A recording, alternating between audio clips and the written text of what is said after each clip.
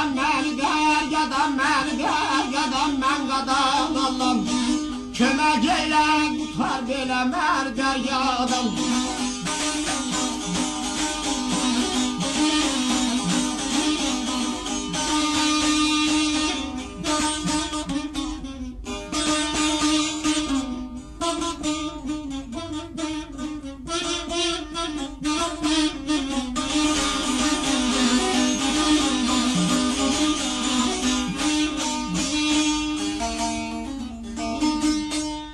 Oxudum Qur'anı, çıxdım bəyaza, Qadir Allah bu dəryadan məni özün salda yaza.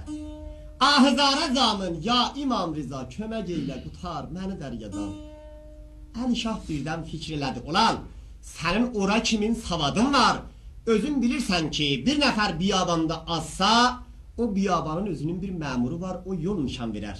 Ya bir nəfər dəryada qərq olsa, o dəryanın suyun özünün məmuru var, gəl o məmuru çağır.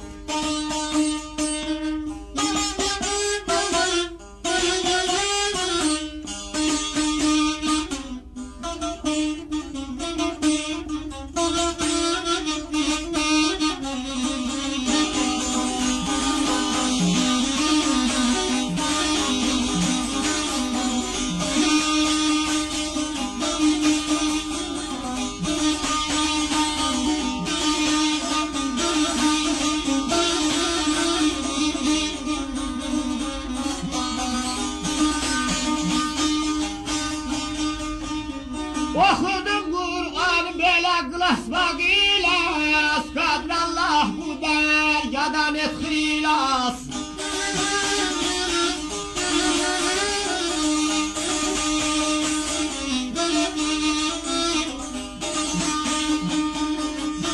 Dəryalar zamiri belə yaxıdır ilas, Dəryalar zamiri belə yaxıdır ilas. Mədəd elə qutar mən deryadan, mən deryadan, mən deryadan, mən qadan Allahım. Kömək elə, qutar belə mən deryadan.